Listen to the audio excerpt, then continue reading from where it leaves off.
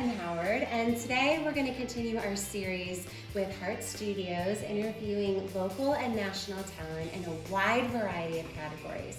We have Howard with us, who's our videographer that we're highlighting. But before we jump into his particular story, let's touch on a little bit about what heArt Studios does and their mission. So here we have Amanda, the founder, and no one can say it best than her. Well, thank you for having me, and thank you for being here, Howard. As a lot of you and most of you know, heArt Studios' mission is to break the generational cycles of abuse by transforming the heart through creative expression. And we are doing so by teaming up with different artists across the country to be able to bring in and share their talent with youth that have been affected by domestic violence or trauma. We're finding that the healing through traditional therapy doesn't always bring on a super successful result in youth, whereas giving them a creative outlet to share their stories has a huge impact on how the heart actually transforms to successful healing. So we are bringing in different artists this week to really capitalize and showcase how they've been using it in their specific worlds. That's right. Videography. That's right. So, well, thanks, Amanda. Well, let's jump right in. Howard, tell us who you are. Give us some fun facts about you. Hey, my name is Howard, and I started out in a farm mechanic area, and so I now do video and film work. I worked on at least 15 to 20 different features at this point. It's been a minute since I've counted, and do all type of different works, from photo shoots with people to different video projects, whether it's creative or even corporate, to help people with their different companies. So it's a pretty long way from the farms that I grew up on. That is very interesting. So you started on a farm and now you're working on all kinds of films, movies, things like that. That's a jump. So how did you get there? I mean, how were you introduced into videography to start? I had a really strange background with videography. So in the town that I grew up in, it was a really small country town, and we ended up I didn't know any photographers growing up, or at least any professional ones that did much work. There was a lot of people that loved it as hobbies. And so when I started moving into the Huntsville city, I got introduced to different people. I had somebody actually reach out and ask me to do a photo shoot and wanted to use me as a model. And that was completely unheard of for what I was coming from with, working on the sod farm and everything. So when they asked me, I did that. I shot with them for a little while.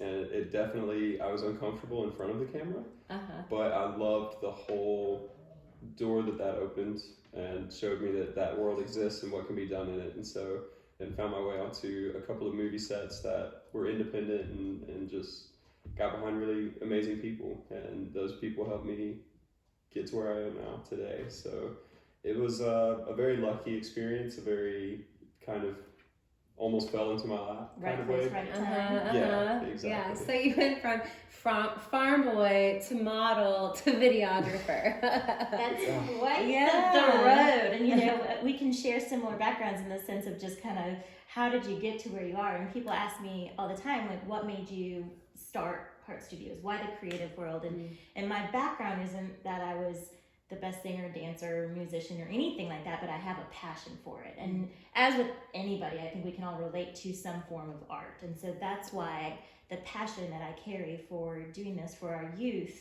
is so strong. What was your biggest passion? What led you to want to become the videographer from the quote-unquote farm boy, as you're calling yourself?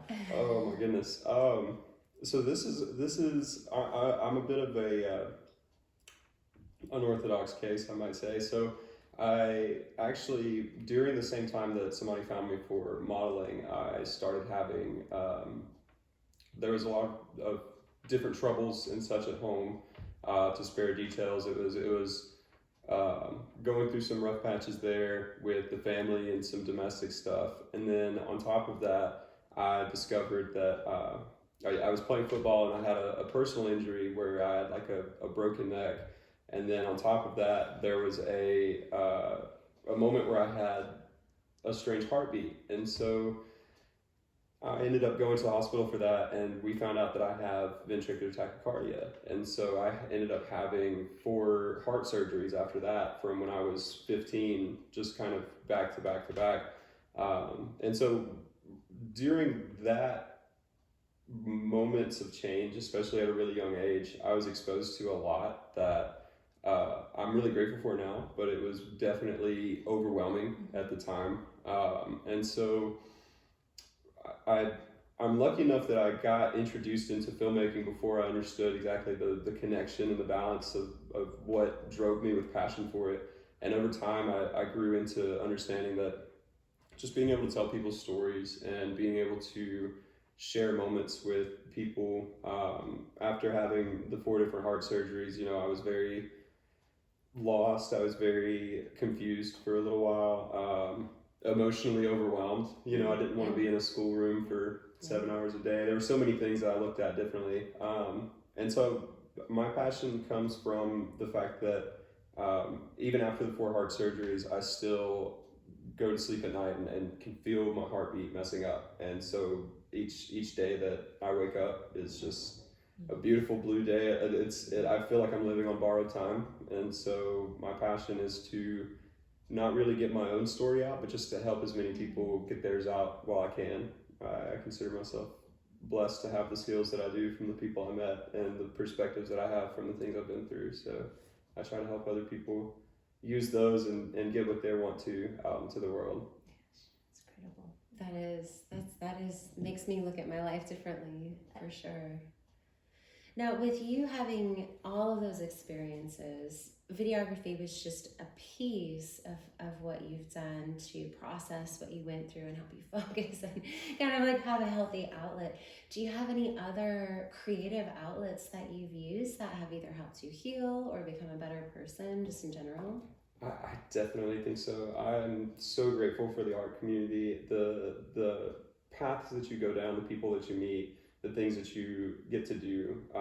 I definitely wouldn't constrict myself to one. If I had to sell myself, professionally, I'm a video guy with lighting and such. But if I'm just talking about who I am as a person, it's quite the journey from going to working on a farm and the environment that I did to how I work now. And so on the farm, it was sun up to sundown. There's always things to be doing. And there was even this mindset of if you're not doing something, you're being lazy. And what I didn't understand then and what I understand a lot better now with art is that that's not always the case. In fact, that's quite the opposite. I think that one of the best TED Talks I ever heard was where you get your best ideas. And it's during those moments of what we call boredom. And so, especially here in America, we have this lifestyle where we are constantly working and we have this hustling lifestyle where 7 days a week we're here to get it. And while that's a beautiful process and you can create a lot of things and it gives people a lot of drive and focus, I think that naturally we play. And I think that when we play, that what the TED Talk was even mentioning is that's where we come up with our best ideas, is the moments where we're in the shower and we're not thinking about work, or we're playing with some paint and all of a sudden that makes us see something in a whole new light. So when it comes to, you're asking me about art and how do I use that to heal, I think that I've got a lot of healing left to go, but I'd certainly see that art is the one thing that lets people truly play and give somebody something to be excited about, and just develop themselves through that in every way. We as Americans don't feel, or maybe don't realize, that just stopping, taking a breath, and then tapping into a creative genre or a creative outlet is actually going to be more beneficial than if we just keep going. And we really want to champion that at the studio. And I love your story, and that's the whole point of what we want to do. And it's basically to provide that creative safe space for children to share their story in a way that resonates with their heart health. And you're saying you've done that so well, and you want to take your profession to be able to tell other people's stories, and it just gives me goosebumps, because that's the whole goal of what we want to do, is to not only share their story, but then empower them to take that on professionally and share other people's stories. So thank you for sharing that. The world needs to hear it. Thank you so much. Yeah. So how do you? What other ways do you play? So you get to play with videography. What else do you do to play? It's just everything. I think that from the way that you dress, the way that you express yourself, the things that you throw yourself into, I find music to be very. I think of art and music as like human superpowers. And we can build and create all types of things, but there are music tracks that we listen to today for people that aren't with us and still bring us to tears. And what kind of connections is that generating and creating in the mind? I think that between music and the ability to just play, we have an endless world in front of us. So some of the things I do between playing with music, I had a really fun adventure with my mom yesterday. She came over. She's dealing with the long-term effects from COVID and such, so she's been feeling better, but she's on the uphill swing, and it's definitely a battle. And she got to have a chance to feel very pretty yesterday. She went and got her hair done, and she got her makeup done by two wonderful artists, and then came over for a business headshot. And she's a businesswoman, but she's very playful as well. And so it was fun for us to get to hang out, and she walked away saying that she hadn't gotten to feel that way in a long time since everything she had been going through with this everything going on. So just seeing moments like that and people in their elements and being able to see something that they create or feel something again that they haven't felt in a while is magical, superhuman, however we want to put it. It's you have such a good way of making these shout outs when people just maybe don't even understand that there's a whole world beyond just visual art or painting or drawing. You said hair and makeup, and it touches obviously your lifestyle, what I used to do when I was in California as well. And maybe people out there don't realize that being a hair and makeup artist is a creative genre, is a creative outlet. That's an art. And we're shouting out to people. Following all these different photographers that actually bring on these amazingly gifted hair and makeup artists, and that's what creates the shot. And so it's just like, it gives me goosebumps. And I love that your story keeps going from there. I mean, and I'm good friends with you, so I know all of the different ways that you've used art to help or bless other people or make this world a better place. Tell us more about all of those ways. It's a beautiful thing to be able to help other people. Yeah. I think that one of the best quotes I ever heard was, "It doesn't take a lifetime of choices to be a hero. It just takes like a few moments." And I know that's from a movie and it's really cliche, but I think that is what it is. I know that with my personal healing, there's been moments where I don't feel confident with what I'm doing or working with things. And then when I get into a group of working with other people, I'm reminded how important something is. And some of the things that we've done, I've gotten together with a bunch of different people before in the past. I'm going to take a second just to kind of think on, because there's been a few. There's definitely the support program that we talked about and you helped me with during that time. When you guys ask me a question like what do I remember helping people with, I remember when I was a teenager before the art field, my dad and I used to, I didn't realize it then, but we express ourselves creatively through, we built our own grills. And so we would take those grills and use them at different events for the school and different events for the community. Like cooking grills. Yeah, and we would cook like, of course you did, hundreds of hot dogs and burgers, ribs. I mean, so much fun stuff. And even in those moments, it gave people something to unite around. And I mean, food is such an art. It's a universal language. Oh, food is such an art. I'm obsessed with. Okay, yes. Absolutely. Shout out to the chefs out there as well. And so just anything like that.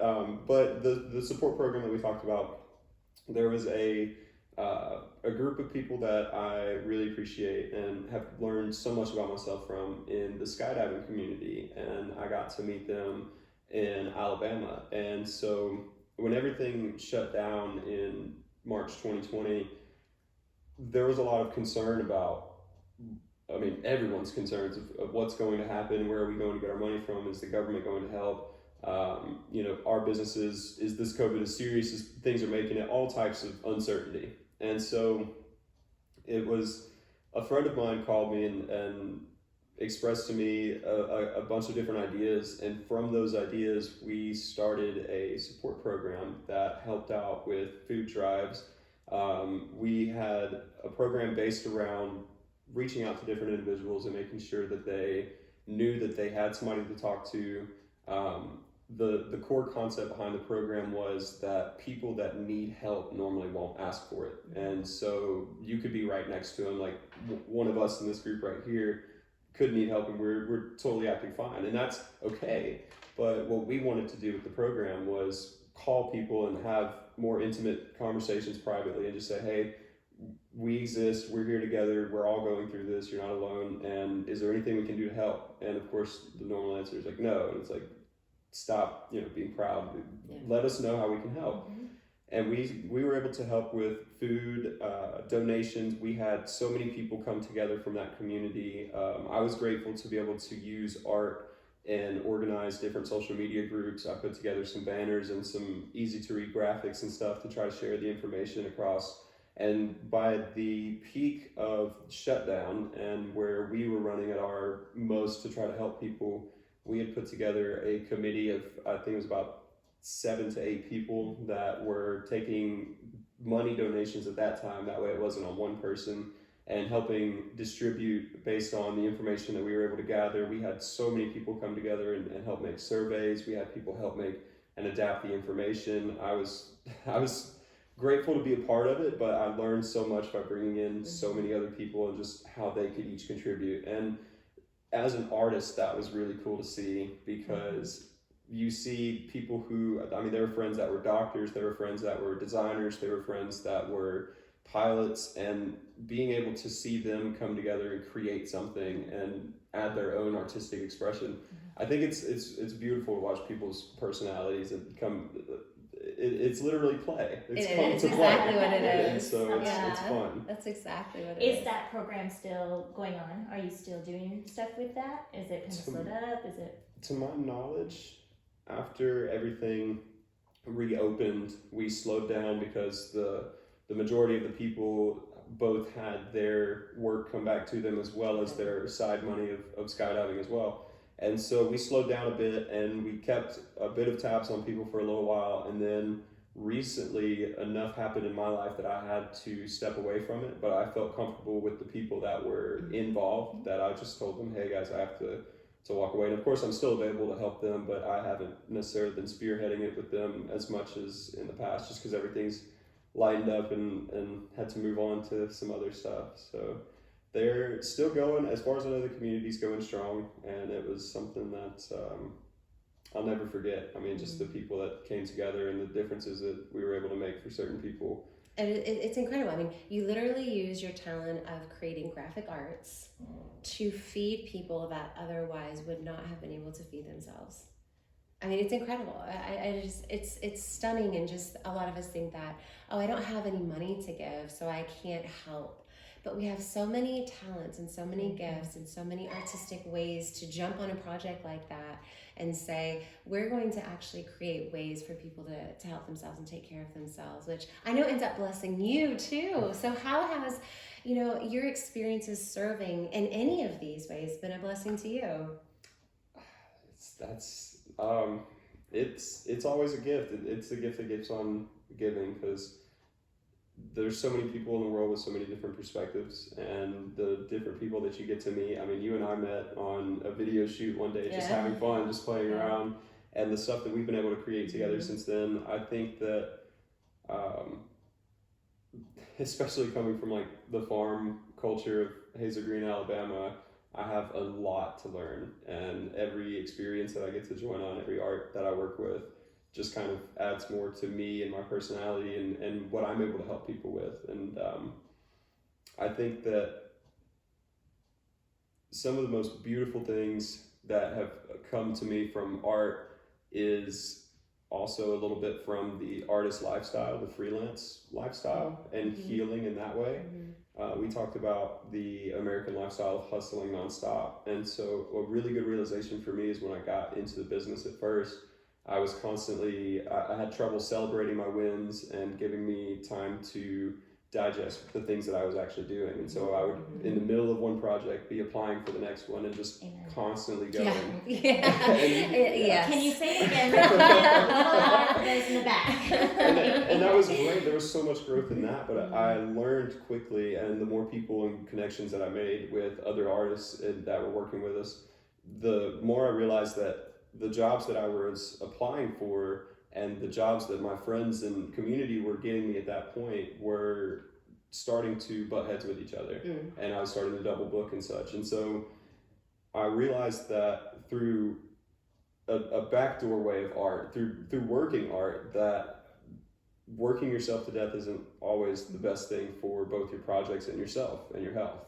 And I learned that I definitely needed to kind of relax, and I started kind of digesting each project that I get off of, making sure I try to get thank you notes to people or some type of appreciation instead of constantly putting myself into another situation. It's really making sure I wrap up and appreciate what happened in those. And so I really appreciate how it changed me as a person, because I used to be that hustler guy that, you know, always needs to make money, and if I'm not making money, I'm wasting time.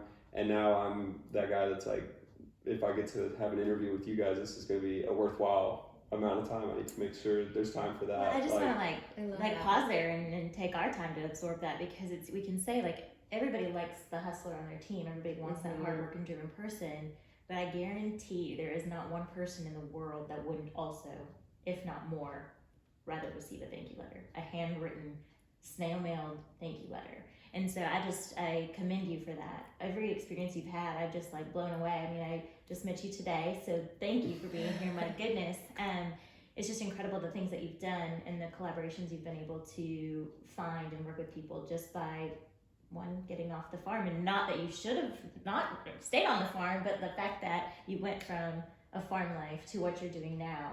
I just want to take that moment and just like let that sink in for people, because there might be somebody out there watching this that says, I am the farmer, or I am the insurance salesman, or I am the mom or the dad, or, you know, and they might just be like, this isn't for me, I'm not creative. And then you went ahead and shared the story that you were making grills. And I was like, my little brothers did that for my dad's 60th birthday. They made this giant grill, and we just roasted all this chicken, and it brought together 50 people. And so it brought the community together, and that itself, like, I want to just say that that's an amazing piece of art that you did. So if you could take a second to either go back to your 12-year-old self, or somebody that's watching this video that is now meeting Howard, or maybe knows Howard for the first time, and you're inspired by his story, what would you say to that 12-year-old to say, there's a world out there and it's creative? What's one piece of advice you could give them to get into it? I would say the best piece of advice I could give would be to believe. One of the things that I still to this day, even after meeting as many people as I have in sets that I go to, when I end up in certain environments, especially like 2020, where you were in such a rough time and isolated from different experiences and people, it gets hard to actually believe that you're doing what you're doing. And sometimes I know that with my lifestyle, I came from an environment where, you know, my grades weren't ever good enough, and like I said, if I wasn't working, I was being lazy. And so there were moments where those voices came up into my head and started, you know, having their time, and just learning how to work with those and believe in the people that you're going to meet and the things that you're going to do, and whatever you think you can do, you can. You know, I stopped chasing perfection a long time ago. I stopped chasing a end goal, a destination, and just started enjoying the journey, because I was talking with a friend of mine recently that was telling me he's an engineer, but he plays with his band, and he was telling me about what he's doing with his band. He was talking about the different experiences they're having. He said, I'm not a musician yet because I'm not making, you know, tons of money. And I was like, well, what are you waiting on to call yourself a musician? You play. You play in bands, you have gigs, and so I think those, just believe in yourself and enjoy the journey, and don't work so hard to find a destination or you know, beat yourself up on who you're going to be, because the development is the most fun of it the whole time. That's good. I mean, I need to hear that too, so thank you for that. Hearing the goals with the heArt program, what you guys are wanting to do, that excites me, because as the farm boy that grew up with heart problems and didn't know if this was something I could do or something that could be as amazing as it is and meet the people that you meet, I think having a place to come together like what you guys are trying to do is going to be a catalyst for a lot of people growing up. We hope so. We think so. so. We hope so. Well, Howard, I just want to thank you so much for you to come all the way up here and spend this time with us, but more importantly, share your heart with them out there. You know, they're really the ones who need those bits and pieces of wisdom and encouragement and inspiration. I'm just floored. It was such a great time getting to spend this with you. So thank you for coming. Absolutely. Thank you guys for having me. Yes, and on that note, more about heArt Studios. So what's coming up with heArt Studios here? Well, we're currently in Nashville, Tennessee, and so we are just moving and grooving to find a location. We will be close to downtown, and so for those of you that are wondering and curious where we are at with that, we are raising funds to do so. We are raising a capital to be able to either buy or build out the space in Nashville, and so that's our biggest goal right now, is to do that so that we can purchase this without a loan and without having a mortgage. And that's really important to us to be debt free, so we're able to hand over the keys to the kids. We want this space to be their own. And so we're looking for that. So if you have the capacity and you're able to give, you can give financially at heartstudios.org/donation. We're going to take that at the end of the video. But it's such an inspiration, everything that you've been through. But if there's anybody out there that has used a creative genre in their life, whether it be professionally or socially or recreationally, we want to hear from you. And so shoot us an email. info@heartstudios.org will work, so that we can reach out to you and hear your story as well. Well, that's it, guys. Thank you so much for joining us.